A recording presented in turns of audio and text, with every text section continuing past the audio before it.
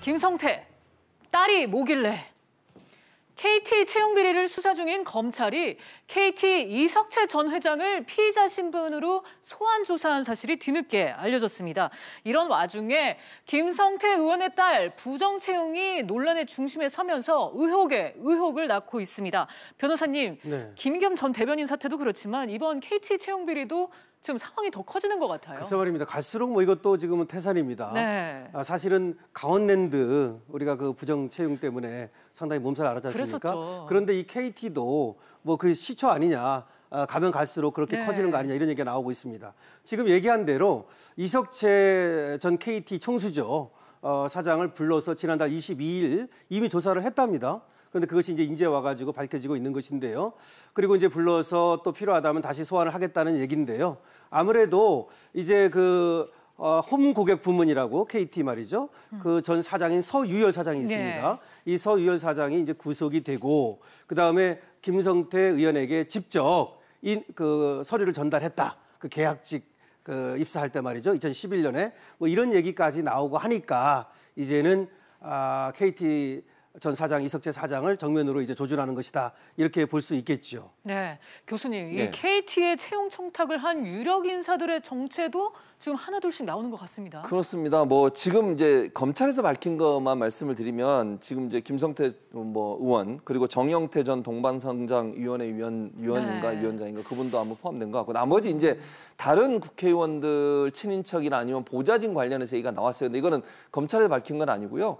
그 민경욱 대변인이 여당 의원들의 이름을 거론을 했습니다. 뭐 제가 여기서 그 이름을 거론하기는 적절하지 않다는 생각이 들고요. 어쨌든 네. 그분들의 친인척이나 아니면 보좌진들도 일정 부분 특혜를 받아서 들어간 정황이 있다. 이렇게 의혹을 얘기했기 때문에 이건 검찰발 의혹이 아니기 때문에 제가 공식적으로 밝히는 좀 어려울 것 같고요. 다만 그럼에도 불구하고 여야를 가리지 않고 정치권도 일정 부분 KT와 로비를 통해서 여러 가지 불법적인 어떤 취업을 했을 가능성에 대해서는 우리가 충분히 예측해 볼 수 있을 것 같습니다. 그렇군요.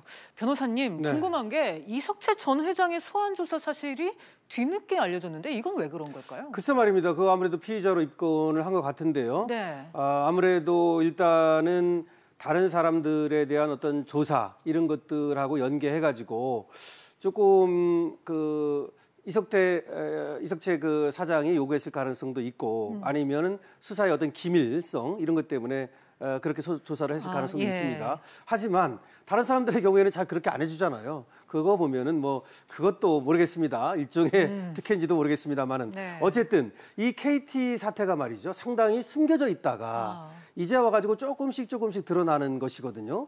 그 2011년에 계약직으로 김성태 의원의 딸이 들어갔다가 2012년이죠. 2012년에 이제 정규직 채용 때 비리가 있었다는 것인데요.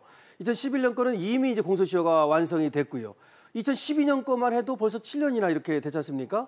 그래서 KT 경우는 저는 다른 데에 비해서 상당히 조금 접근이 아주 더디게 되고 있고 느리게 되고 있다. 이런 생각은 좀 듭니다. 그러니까 아직도 비호 세력이 있는 게 아니냐. 심지어 그런 의심도 드는 그런 측면이 있습니다. 네, 교수님. 예. 검찰이 이석채 전 회장을 이 채용 비리의 이 가운데 정점으로 지목을 하고 있는 걸까요? 그렇게 봐야 된다고 봐요, 저는. 네. 왜냐하면 지금 물론 직접적으로 서유열 홈 고객 부문 사장이 개인적으로 서류를 받은 거 아닌가? 이력서를 받아가지고 이미 서류 전형 인적성 검사가 다른 그러니까 후보자들이라고 그래야 되겠죠. 다른 어떤 서류 접수자는 이미 끝난 상태였어요. 그걸 나중에 받아가지고 집어넣은 거 아니겠어요? 심지어 그래서 서류 전형은 아예 보지도 않았고요. 인성검사를만 했는데 인성검사도 불합격을 당했는데 그걸 또 합격 처리합니다. 그렇군요. 김성태 의원의 네. 이제 딸 예를 들은 겁니다. 제가. 네. 이런 식으로 불법적인 행위를 했다고 하면 이거를 서유열 홈 고객부문 사장 혼자서 단독으로 할 수 있겠습니까? 제가 볼 땐 그럴 가능성은 낮다고 봅니다. 이석채 전 회장이 개입하지 않고서는 아니 그리고 사람을 뽑는데 이런 부정이 있었는데 이걸 밑에 있는 사장이 했다기보다는 회장이 전체적으로 관리했을 가능성이 있고 이게 김성태 의원뿐만 아니라 아까도 우리가 얘기를 나눴습니다만 다른 여러 정관계 유명인들이 함께 포함되어 있기 때문에 이건 조직적으로 이런 관리를 했을 가능성 그런 가능성을 충분히 염두에 두고 조사를 해야 한다는 생각이 듭니다. 네. 거물들이 굉장히 많이 연관돼 있는 아까 뭐 국회의원 얘기도 나오고 보좌관 얘기도 나오고 합니다만은 그러다 보니까 이것이 이석채 사장 같은 경우도 이제 비밀리에 부른 거 이런 것들도 아직까지도 이 수사가 말이죠. 조금 더 그러니까 좀 집중적으로 강하게 좀 해야 될 필요가 있는 것 같습니다. 네, 교수님 지금 네. 검찰이 김성태 의원도 곧 소환 조사할 방침이죠. 그렇죠. 네. 안 할 수가 없는 거죠, 사실은. 왜냐하면 실제적으로 서류를 건넨 사람이잖아요. 당사자잖아요. 지금까지 계속 본인은 부인하고 있지만 실제 서류를 받았다고 서유열 지금 구속돼 있는 서유열 사장이 받았다고 증언을 했어요.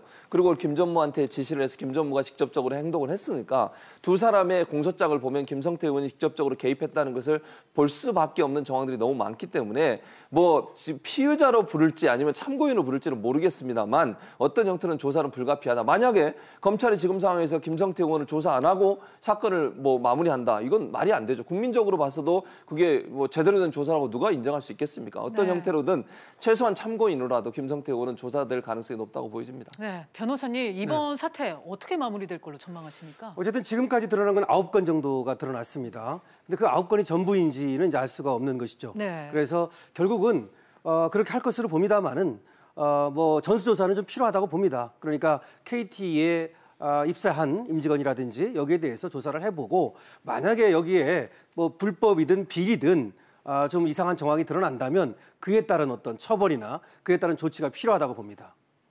네, 교수님은 네. 어떻게 전망하시는지? 저도 지금 동의해요. 그러니까 네. 변호사님 얘기했듯이 이 문제는 사회 정의를 세우는 문제고요. 우리 젊은이들이 요즘 KT 같은 곳은요 얼마나 준비하고 들어가는지 모릅니다. 거기 공기업에 물론 이제 민영화 됐지만 공기업에 준해서 지금 산업을 뽑고 있고 거기 들어가려고 얼마나 많은 청년들이 고민하고 고생하고 공부를 하고 있습니까? 그런 청년들의 마음에 대못을 막는 일 아니겠습니까? 네. 저런 방식으로 불법적인 방식으로 끼어 들어와 가지고 다 서류 전형도 안 하고 저렇게 합격했다고 하면 그 사람들 때문에 얼마나 많은 청년들이 또 손해를 받겠습니까? 희생을 당하고 그런 부분이 있기 때문에 이거는 다른 어떤 일보다도 더 엄중하게 처벌해야 된다. 그러지 않으면 우리 사회 젊은이들의 일자리에 대한 어떤 열망 또 그것 때문에 고통당하고 있는 젊은이들의 아픔을 어루만져줄 수 없기 때문에 검찰이 좀 더 또 정부가 적극적으로 나서 이런 부분들에 대한 비리를 색출해내고 처벌하고 또 바로잡는 일에 적극적으로 나서야 된다고 생각이 네, 됩니다. 알겠습니다. 끝으로 하나만 더 붙이면 강원랜드하고 또 다른 점이 말이죠. 이 KT는 그 좋은 기업, 굉장히 좋은 기업이고 뭐 그래서 그런지 몰라도 더 강원랜드보다도 더 많은 검을 힘 있는 사람들이 연관돼 있는 느낌이 들고 그렇죠. 선망하는 그래서 기업이죠. 예, 그렇죠. 네. 그런 점에 대해서도 좀 분명히 밝혀야 될 것으로 보입니다. 알겠습니다. 오늘은 최진범 교수 그리고 강신업 변호사와 함께 이슈 3가지 짚어봤습니다. 두 분 말씀 여기까지 듣겠습니다. 감사합니다.